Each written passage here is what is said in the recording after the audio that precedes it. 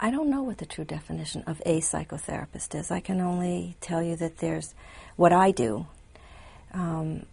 helps people understand themselves. That would be my definition, to help someone just simply get to know themselves, not know themselves as in, I'm lost and I don't know who I am, but know themselves as in become comfortable in their own skin, so that they feel like at some point in their life they can actually make a choice, they can actually be happy, they don't have to be riddled with guilt because they don't agree with somebody else's decisions, and they become an adult. That's my definition of psychotherapy.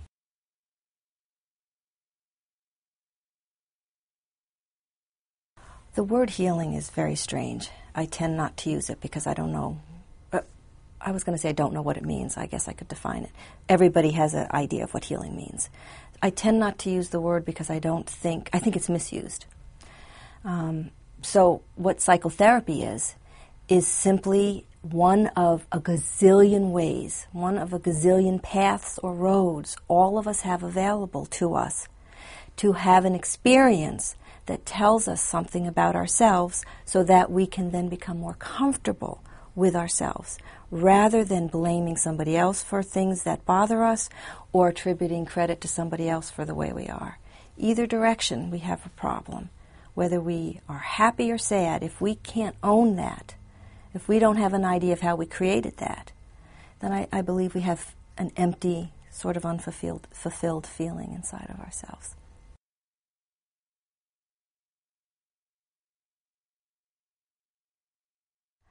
I leave my office at the end of the day feeling like I'm okay.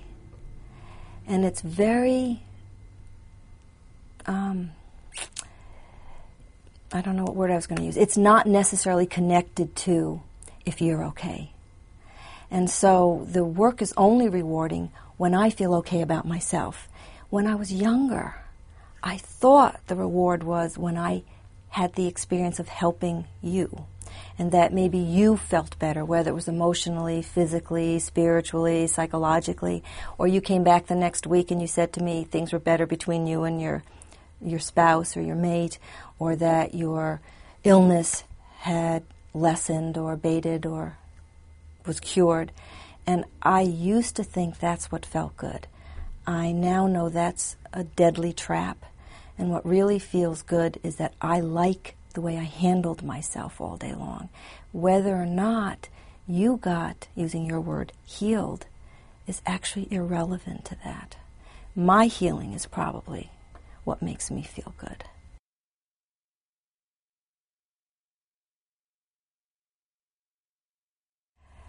Teaching myself what I'm trying to help other people is exactly it. I think that's true for all of us. In fact, I think that may be one of many definitions to self-health or healing would be that which you have to teach is also probably that which you have to learn.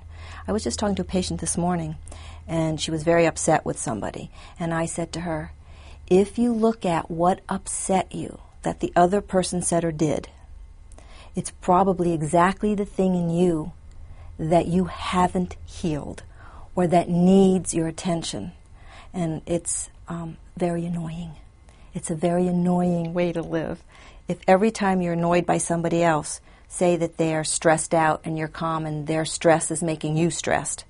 If you realize what's actually happening in that moment is your inability to de-stress yourself or be calm, and you're annoyed at them for being stressed, then you'll learn about yourself rather than be annoyed at the other. And like I said, it's a very annoying thing to do.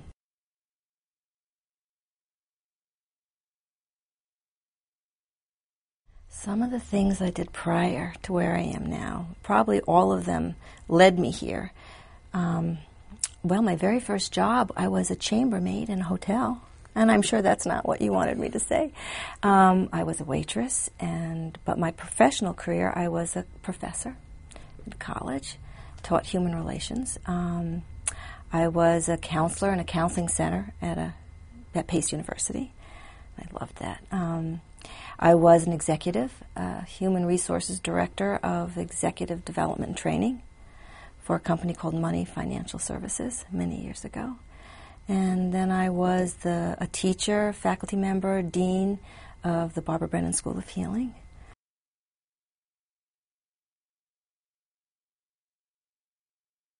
When I was young, I was sitting at the table in my dining room with my mom, and a friend of her was sitting there, and her friend of her was telling her something, and I knew her friend was lying. And I looked at my mother and I said, "Mommy, she's lying," or "Mommy, why is she lying?"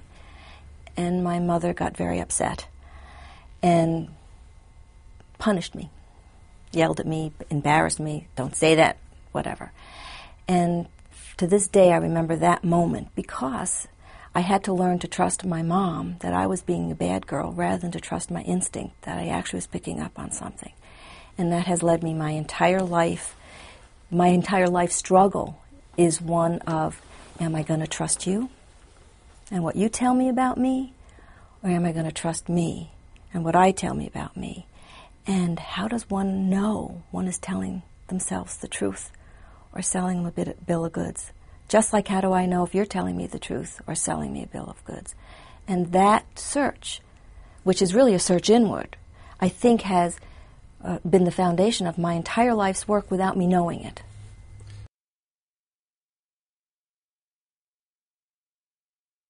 Yeah, since I've been deeply involved in, working with people individually, I notice everybody's struggle is exactly the same one. It has 4 or 5 different versions, but everybody's struggle is to be comfortable in their own skin and to feel okay about that instead of angry or pleased with self, just comfortable. Being calm and comfortable inside is really what we all strive for, the feeling of not being lost. We think we want all these other things, but none of them make us feel what we really long for, which is a sense of connection.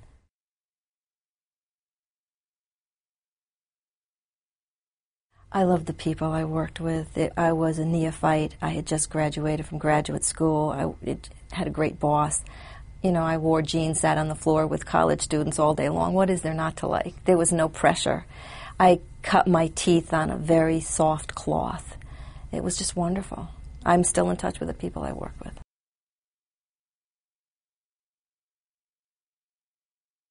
Haven't you ever thought to yourself, I can't wait till this is over? And I hear a second voice in my head saying, you're throwing your life away. Every time you say, I can't wait till this is over, you're saying, I'm giving away. I can't wait to give away how many seconds, minutes, hours of my life. That makes me very sad for myself whenever I have that thought, and I have it many times. I'm sure everybody does. But that couple you're talking about, they were in a moment when they weren't wishing their life away, and that feels good for them and for us. Anybody around them is going to feel better.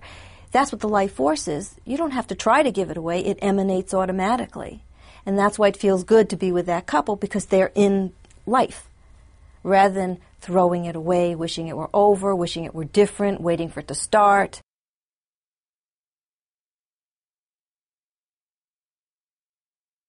You see what happens in my office with somebody one-on-one. If I can manifest being alive, then it happens automatically, and I don't have to teach anything. I can be it. I often tell my patients, I had a patient once say to me something, you like me because I pay you to like me. And at first you would think that was a really difficult question, and I absolutely loved that this person asked me, you like me because you have to, I pay you. And I said, you know what? This is my life too. This hour you're spending with me is my hour, is my life. So I'm going to make the most of it I possibly can, be as real and as present and as honest as I possibly can. Otherwise, I've just lost an hour of my life. So that question that patient threw at me actually made me more aware of how to be present in the moment with everybody.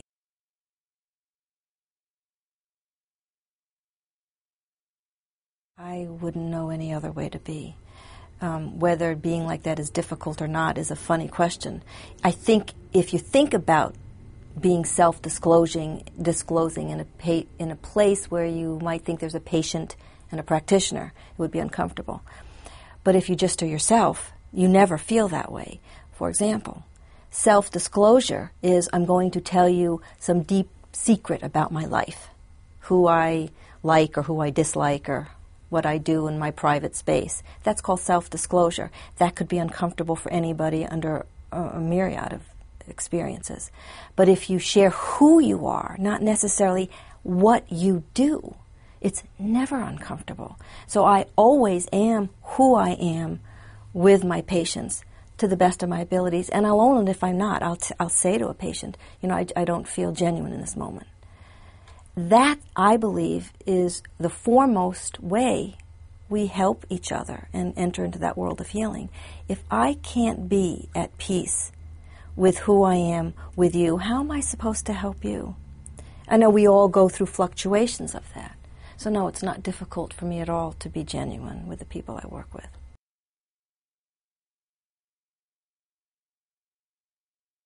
It's a sad question. Are people in this day and age honest? It made me sad when you asked that question. It makes me sad that the question needs to be asked. If you need to ask the question, you just told me an awful lot about you, that you believe that. So I think I'd take that question individually, but say generically across the board, at least in the Western cultures, that we move awfully fast and we're incredibly driven by, I will call it materialism and entitlement, and we sort of miss that there's something else always available to us, which may be seen as genuineness. I have never met a human being who can't be genuine. Mm-hmm. And generally what triggers genuineness is genuineness. I say to my patients all the time, if they're having, say, I do a lot of marital and couples work, I say somebody has to go first. Everybody wants the other person to either to apologize or calm down or be more real or take a risk or get more intimate or be more honest. And so I look at everyone all the time and I say somebody has to go first.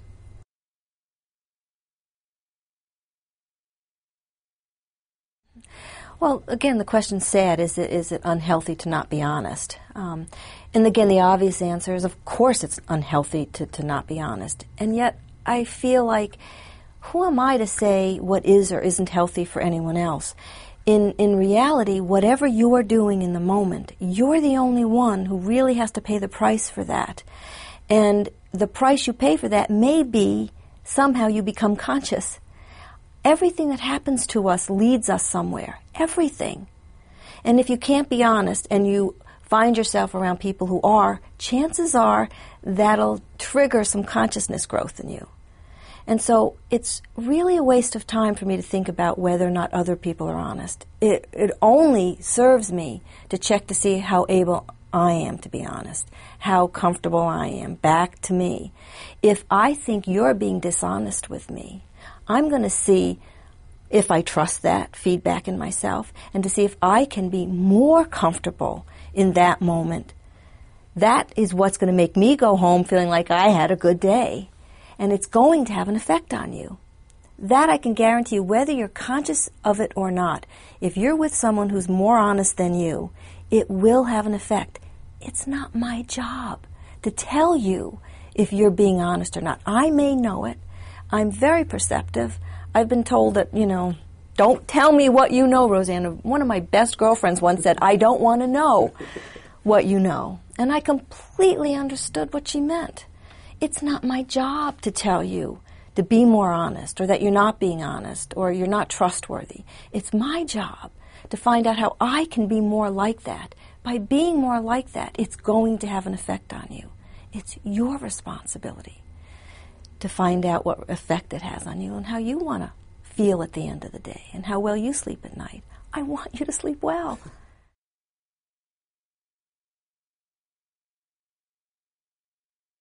Yeah, inclusionary medicine and integrative medicine are some of the terms that are used now as opposed to alternative medicine or healing or modalities. And what it generally refers to is not cutting out or excluding something for something else. So an example would be if you were diagnosed with something, say, something awful like cancer, that you would go to an oncologist and that you would listen and get that information, and that you might also want to find out what an acupuncturist would do and what a neurologist would do, and maybe how to have a mind-body spirit connection. So you might want to see a spiritual counselor. You might want to see a psychotherapist, a psychologist. You might want to see a regular MD to find out if there's any biochemical things that are going on as well. So that's what inclusionary means. It means become well educated. I was thinking about this because Margaret, I think, had asked me the same question. It's like a buffet.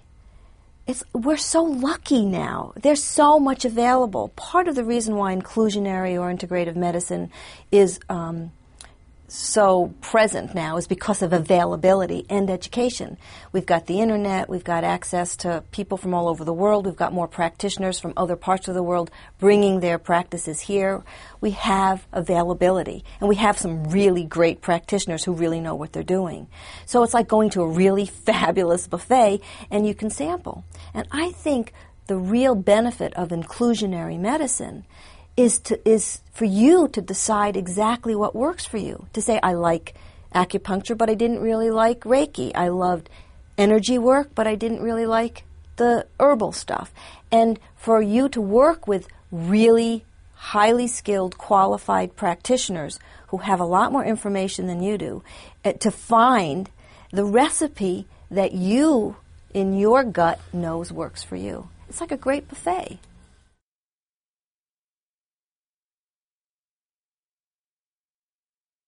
It goes back to the definition of inclusion and in integrative modalities.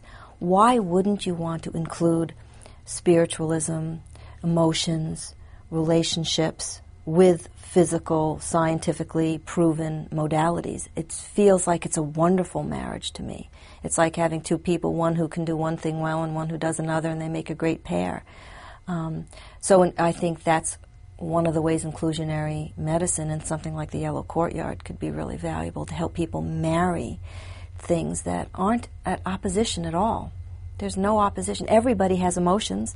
Everybody has a thought process. Everybody has a physical body.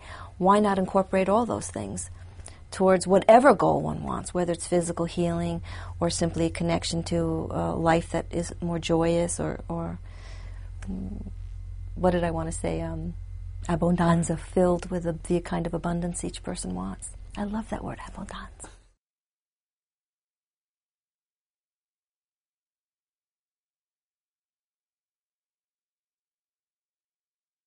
Years ago, I was actually in Stony Brook, the University of Stony Brook on Long Island in New York, talking to practitioners in the traditional medical field about some alternative things. And I could feel the resistance. And it was really just fear.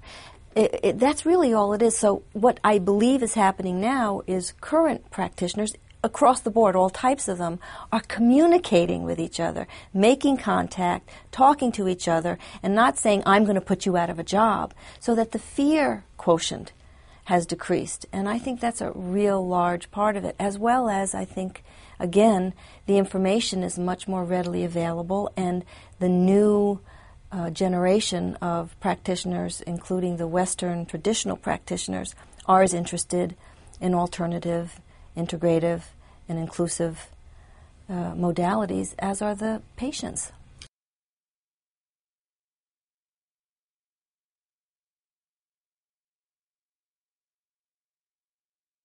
I think that anything that opens a door, opens a door. What it opens a door to, I haven't got the slightest idea, but when a door is open, there's all possibilities. I really believe that. It's all things are possible. And Jason in the Yellow Courtyard, the idea of it is a door opening. And I just think that all bets are off and anything can happen. And that is what I think is exciting. And I think he's a pioneer, and if I was him, I'd be scared out of my wits. But because he's opening a door. Doors have screens on them for a reason. And he's opening a door, and I don't know if he's got a screen on it or not. But when you open a door, people come through, but mice come through, and mosquitoes, and opportunity, so. All sorts of different things. All sorts of things. So I think it's very exciting.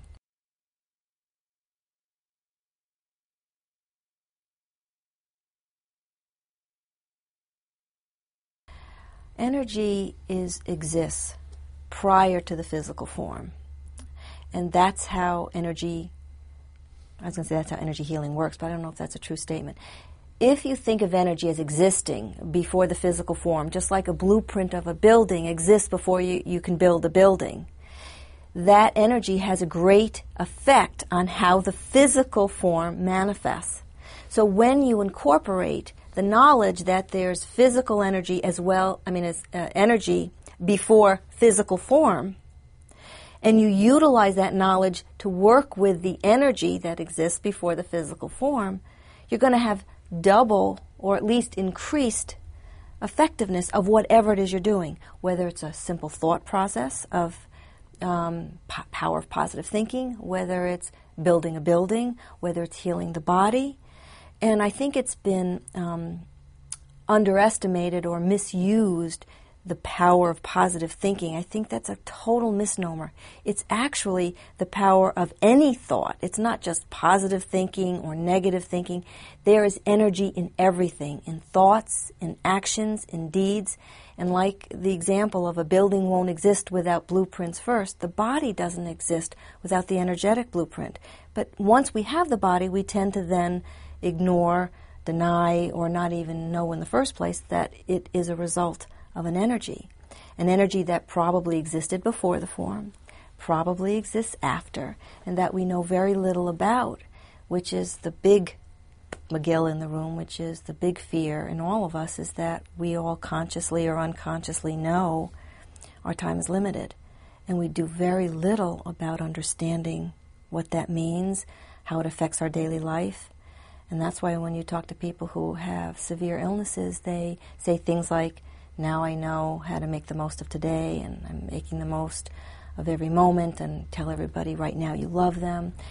It's really sad to me that you have to be faced with something traumatic to live in a way that we don't have to have something traumatic happen to live. And that's where energy comes in as the pre-existing and the post-existing of the physical form.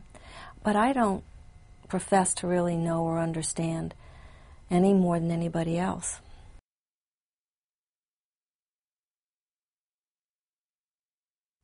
I used to try a lot harder than I do now. I just want to be happy and comfortable. I don't want to think about how important everything is or understand where the energy came from, where it's going. I just want to like you right now. I want to like me right now. I want to like the food I'm eating. I want to like my house. So I really think that I'm a middle-aged woman. I think that is really an important component to when you ask me these questions. 20 years ago, I would answer them really different. My sense of comfort is way more important to me than any piece of information.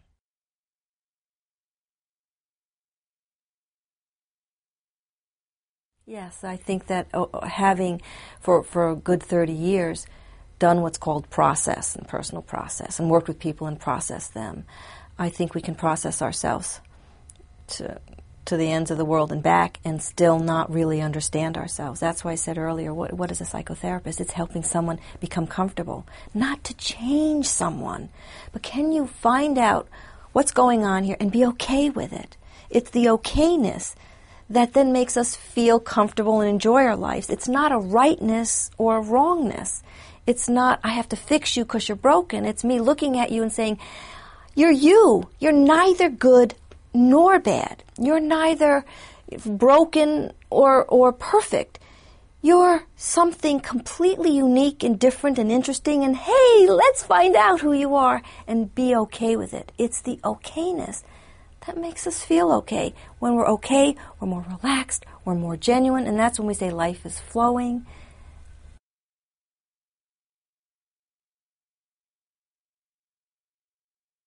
I can't say that I've given it active thought for the last 30 years.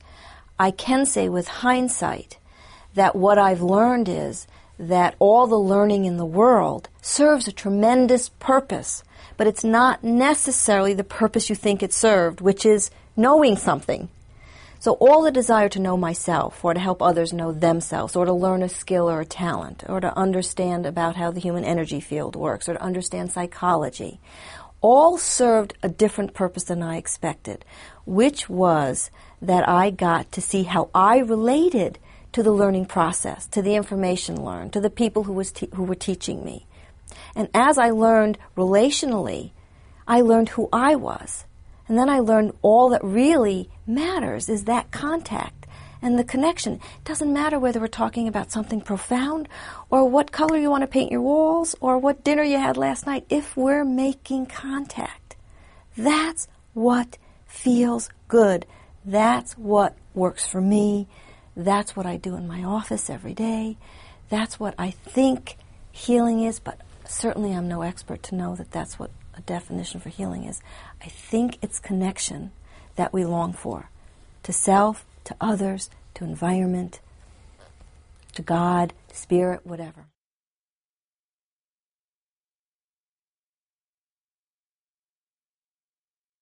So if you're asking me if connection is the most important part of healing in the different modalities, again, I have no idea. I don't work in all the modalities. On a personal level, I can answer your question, yes. For me, it's the connection with whomever I'm with that makes all the difference in the world. I'll give you an example. I had a woman come in who was clearly dying of cancer. She came to see me, and she told me I was her last hope. I'm not a medical doctor. I don't want to be anybody's last hope. I'm not qualified to be anybody's last hope.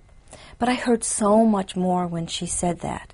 What she was saying to me was somebody hear that I'm desperate. That I could hear. I could sit with her where other practitioners or even family members wanted so badly for her to get well. Such a pressure. Clearly she wanted to get well. I wanted to hear her. I wanted to be with her.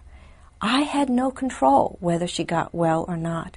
If I invest in getting her well or hoping she changes, I lose the moment with whatever's happening now. She said to me that her friends were telling her all the things she should do to prepare for her death, including writing letters or videotaping herself for her 7-year-old son.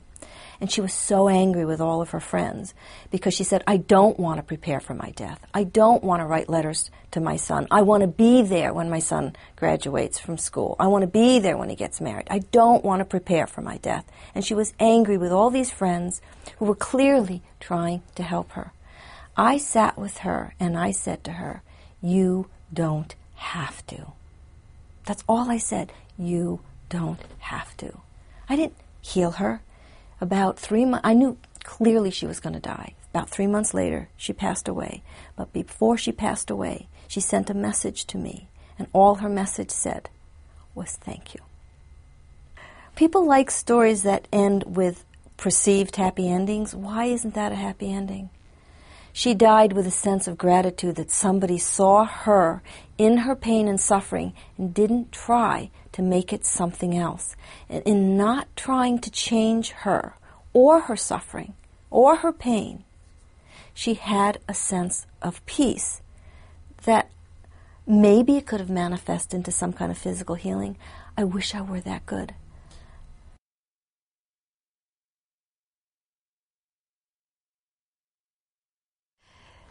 I'm laughing inside more than outside, but I'm chuckling because you called it a maze, the Eastern, Western, and all the information. I was thinking the Internet is such a maze. There's so much information. Everything in life right now could feel like that. Overwhelmed, so much information, a maze. But it doesn't have to. I mean, I think that's what the Yellow Courtyard is trying to do, all that work for you so you're not as confused. But in general, the way I'd respond to the sense of a maze is slow down. Don't worry, you don't have to know everything. You don't have to make it so hard. You can be easy about stuff. If you find out about, say, acupuncture, as you have a backache and someone says, well, I did acupuncture and it felt good. You don't have to become the world's leading expert. You just can follow that little lead. Who did you go to? Why did you go to them? How did it work for you? And go back to trusting yourself. That felt good. I like the way it feels. I want to go back. I like that practitioner. Oh, I liked acupuncture, but I didn't like that one. I think I'll switch. You don't have to make it complicated. It's so like everything else today. Even myself, if I go on the Internet and I say I don't want to do this, an hour will pass and I will have had so much fun. And one site leads to another. If you're having fun and that maze is joyous and fun, have fun. And use, different modalities or learning about combining Eastern and Western. as something that's it's invigorating, enlivening, you're having a ball. But the moment you start feeling like it's drudgery, stop. Just stop. Not a moment of your life should be spent drudging through all the information, which is endless. Have fun. Have fun.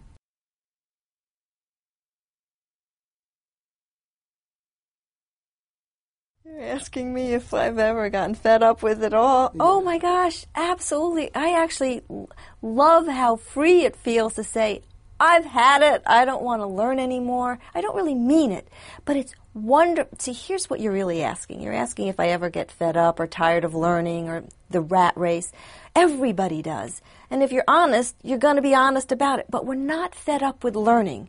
You're not fed up with the maze of integrative medicine. You're not fed up with your families. You're really not. What you're fed up with is trying so hard to be something other than what you are in that moment. Like, I should be more intelligent. I should research this more. I should be more well-spoken. I should be calmer. I should be nicer. I should be more generous. I should be. And that goes on constantly with all of us, unconsciously as well as consciously. We get fed up when we're trying to be something other than what we are in the moment. And in the moment, when you say, I'm tired of researching this, and you stop, you just say, I'm tired, not I'm fed up. If when you were with someone in your house and you really don't want to have the conversation, you really just want to go to sleep, and you said, I love you, sweetheart, but I don't feel like talking now, you won't get fed up with your partner. Again, it goes back to the thing I've said before. Self-honesty, knowing self, frees you up to say, I'm not ashamed or embarrassed that I feel tired or angry or frustrated or annoyed. I'm honest about it, frees me up from being blameful to another.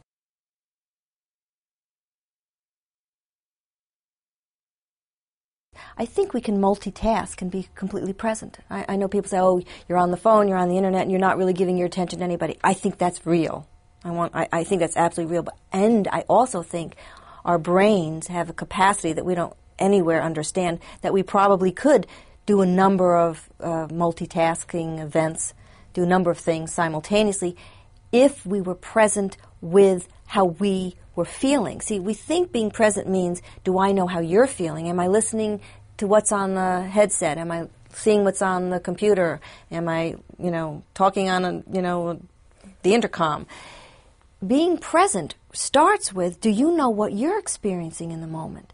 So if I can know what I'm experiencing and be cooking dinner and have my headset on and be talking to my girlfriend and be knowing if my 2 stepdaughters are in the other room and what they're doing, if I know how I'm feeling in that moment, I can do all those things and be completely present.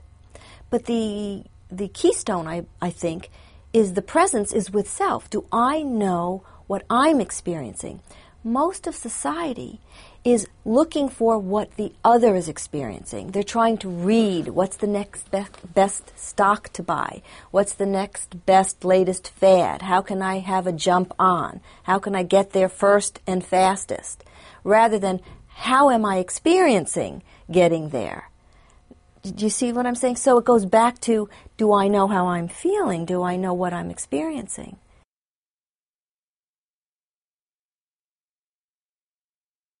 I love that. I love perception is reality. It's a great term. This is when I work with couples. I love this. Your perception is your reality. My perception is my reality. Now, perception is reality singulates something that's dualistic. So if your perception is your reality and my perception is different than yours, and my perception is my reality, we have 2 different perceptions and 2 different realities. Now where are you? Do you see? So perception is reality is a very singulating term, and it separates you from me. So the way I work with it is I say, I am so interested in your perception. I am so interested in your reality. And I really, really want you to be interested in my perception and my reality. This is how we heal the world. This is how we stop having wars. The end to poverty and war and discord is not through economics or politics. It's through curiosity and interest that allows you to have your perceptions, your beliefs, your realities, and me being completely fascinated and interested and curious about learning about your reality, rather than defending my reality and trying to get you to believe what I believe. If I can believe what I believe and love what I believe, and I am interested and curious about your love for your belief, we have a phenomenal relationship. Phenomenal. I don't know exactly what it looks like, but it's interesting, it's alive, it's dynamic, but it's not a war. War only exists when I try to get you to believe what I believe. And that works with couples and countries.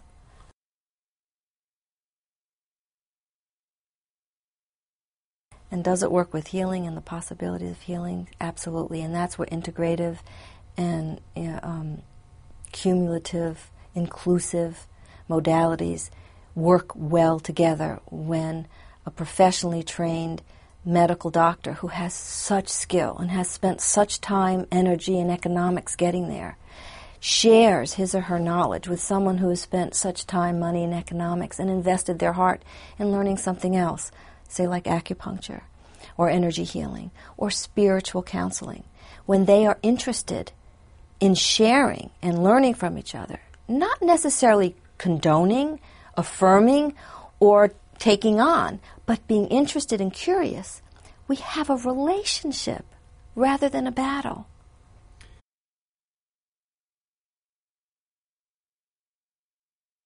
Yeah, it's no different than if you're having a fight in your marriage, or if there's a war between countries, or between races, or between modalities. It's all about fear.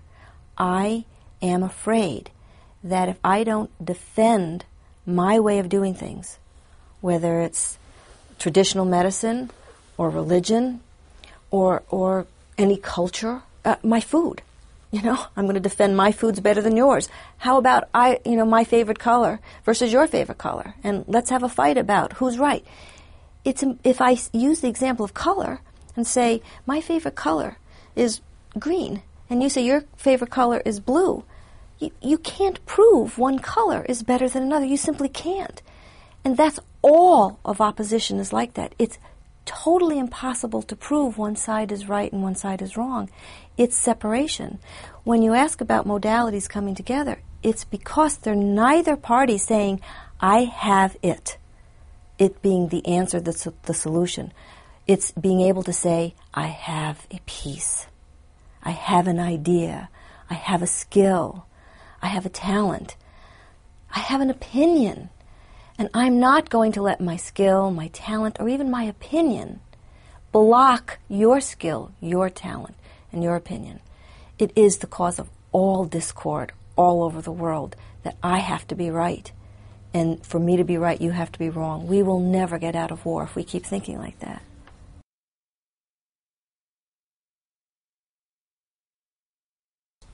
Fear of the unknown is the universal fear. It's what I referenced earlier, that we all know on some level we're going to die. We're going to die. We are limited, and we're all terrified of. Well, I've been criticized for using the word all. My experience is many people don't think about it because the unknown is terrifying. In fact, terror itself is more comfortable than being afraid of something you don't know. That's why when you turn the light on in the closet when your kid is crying because he's afraid there's a ghost in the closet, that fear completely goes away instantaneously. You take away the unknown by turning on a light. Soon as you turn on the light and the fear of the unknown goes away, everybody relaxes. So when we are in a place where we can't turn on the light, fear reigns, and then it controls us, and it changes everything. One of those arenas is death.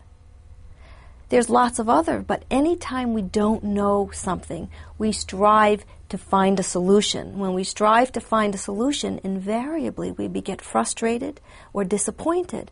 Even if the solution works the first time, repeat it. Chances are the thing you did perfect once, you can't repeat. Why do you think that is? Because everything is in constant flux and change. And the only thing that stays static is your desire not to have fear. But you can't not have fear. Fear is part of being human. So if our goal is to erase fear, we're going to constantly embrace greater fear. But if our goal is to say that fear is part of the life experience and I don't need to solve fear, I need to embrace it, I need to realize that fear is an indicator that maybe I'm not centered in the moment, or that I'm not connected to you, or that I'm behaving in a way that fear is controlling rather than, and I don't know what rather than something else. And again, war is a good example. If I'm afraid that if I don't have the biggest bomb, you will kill me, I'm going to build a bigger bomb. But if I say really what's motivating me is fear rather than wanting peace, I might behave differently. If I want peace, I won't build a bigger bomb. But if I'm afraid your bomb is bigger, I'm going to build a bigger bomb.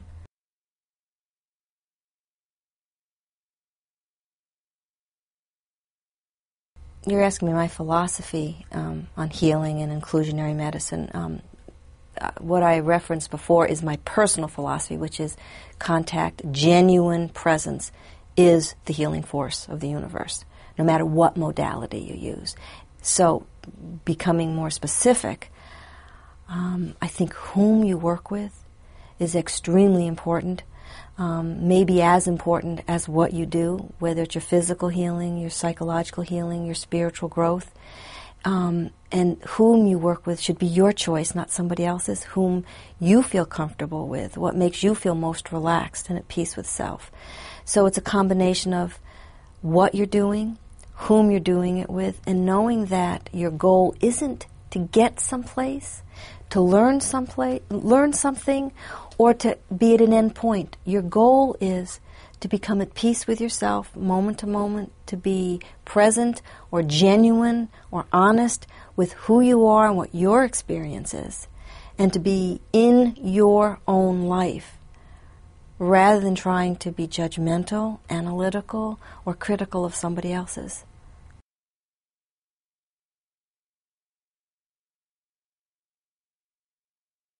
Nothing is worth the kind of suffering we put ourselves through. We all have pain. We all suffer. But we make suffering more than it needs to be. We can't control pain. If you cut yourself, everybody bleeds. That's going to be the way it is for as long as at least I'm alive. But we can control the amount of suffering. Don't pour salt in it. Put a Band-Aid on it. It'll feel better.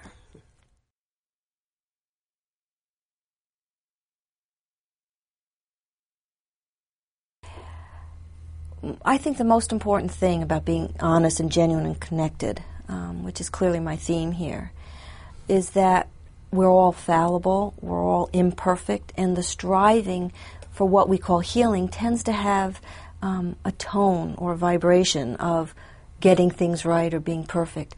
And we aren't perfect. It's our imperfection that makes us unique. People want to be special, for example. It's our imperfections that makes us unique, not what we do perfectly all the time.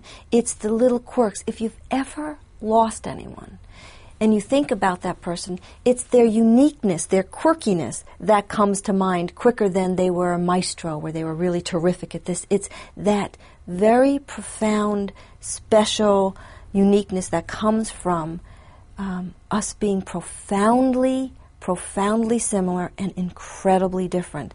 And none of us has it right. None of us is perfect. None of us doesn't make mistakes, puts our foot in our mouth, hurt each other, hurt ourselves, are all the things I wish I weren't: critical, judgmental, analytical, short-tempered, frustrated. We all are all those things. We also are all kind and all loving, and all have the potentiality for being generous beyond our wildest dreams, and being patient and understanding that nobody's got it. Nobody's got it.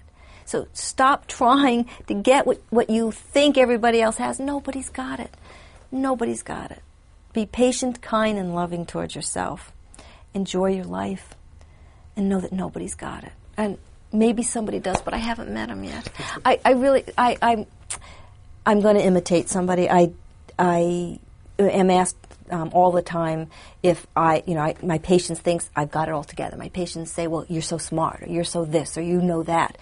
And I say to them, my favorite thing, I once heard the Dalai Lama being asked a question. He was asked, are you a god? And his response was.